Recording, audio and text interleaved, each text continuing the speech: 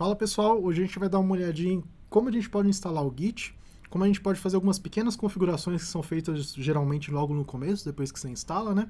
Além de onde a gente consegue usar o Git, tá? Costuma ter esse tipo de dúvida, né? De se a gente precisa sempre usar pelo terminal, quais são as opções gráficas que a gente tem.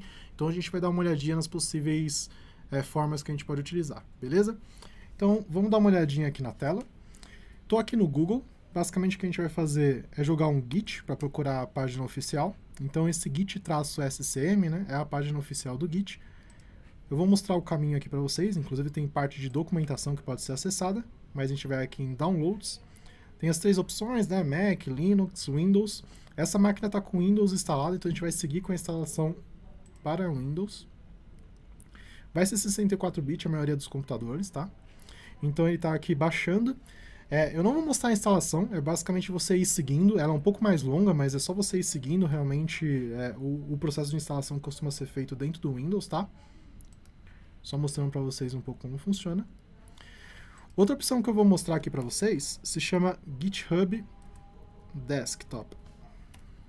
É uma interfacezinha também que pode ser baixada. Esse aqui tem que baixar um pouco até esse desktop.github, beleza? E por aqui você vai conseguir também fazer download para Mac ou para Windows, beleza? Então, uma opção aí que a gente vai mostrar. Seguindo um pouquinho aqui, né? Vou mostrar como que ele deve ficar depois do processo de instalação. Então, aqui eu estou abrindo o prompt de comando do Windows, tá? Então, é basicamente a linha de comando do seu computador, né? E a gente vai colocar git --version, beleza?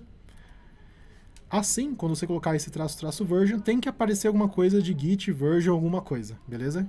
Geralmente é a instalação que você fez, né? A versão que você fez. Se aparecer algum tipo de erro de comando não recomendado, é porque a instalação não foi feita da forma adequada, certo? Esse --version vocês podem utilizar para qualquer tipo de instalação que vocês fizerem, tá? Não precisa ser só do git. Bom, então assim, basicamente o nosso uso de git, a gente vai poder fazer pelo prompt de comando, então usando comandos git, inclusive esse git quando a gente coloca é para acionar o software do git, né? E pode ser feito então direto na linha de comando.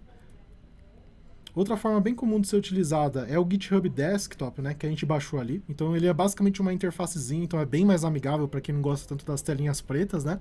Então, por enquanto a gente não vai reconhecer muitos comandos, mas aqui ele mostra, né, algumas opções. É mais limitado em relação a usar direto a linha de comando, tá? Então, são mais limitados os comandos, porém, tem boas opções aqui que são usadas, né, do decorrer do desenvolvimento de certos projetos, tá? Então, a parte de commit, olhar a questão de branches, etc., né, que a gente vai aprender mais a fundo em outras aulas.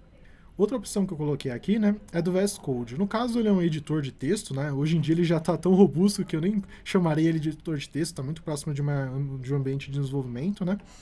Mas dentro dele a gente consegue também utilizar o Git de uma forma bem interessante por interface. Então aqui tem uma abinha, digamos assim, né, onde a gente consegue utilizar algumas opções. Ó, ele vem cheio de opções direto para utilizar o Git, tá?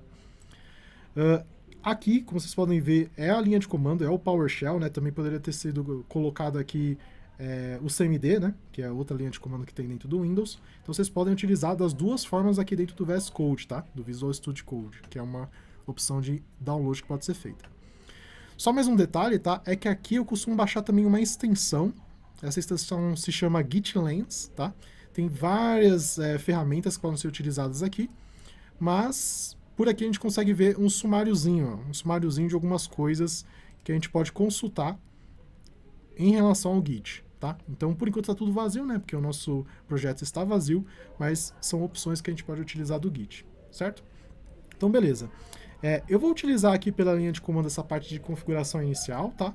Mas, novamente, vocês poderiam fazer por outras ferramentas ou até o próprio CMD, né? A linha de comando direto do Windows. Aqui, no caso, é o PowerShell, que está associado ao Visual Studio Code. Mas legal.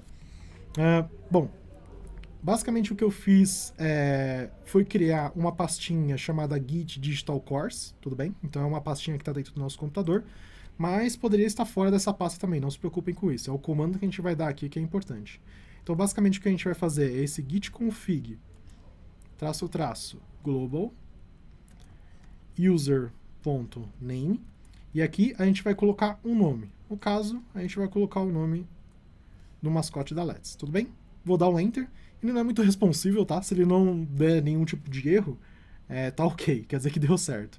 Então vamos seguir agora com a configuração do e-mail. Então, a que a gente fez anteriormente foi a de usuário, agora a gente vai colocar user.email, beleza?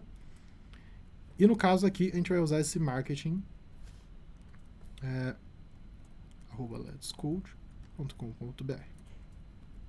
Beleza? Novamente, né? Não tem nenhum tipo de resposta do sistema, mas se não apitou nada, quer dizer que deu tudo certo. Bom, então, para essa aula era basicamente isso. O que a gente fez foi ver as formas de instalação, né, e onde instalar. A gente não mostrou exatamente o passo a passo da instalação, porque no caso do Windows é realmente você ir seguindo o recomendado, tá? Sigam o recomendado. Além disso, né, a gente deu uma olhadinha também com algumas pequenas configurações de usuário e de e-mail que costumam ser feitas logo no começo. Vimos também umas opções, né, gráficas, para quem gosta um pouquinho mais dessa parte gráfica, de dar uns cliques e ser tudo um pouquinho mais dinâmico. Eu, particularmente, também uso mais essa parte gráfica dentro do VS Code, né? Então vai um pouquinho do gosto aí do pessoal. Então, obrigado, pessoal. A gente se vê numa próxima aula. Até mais.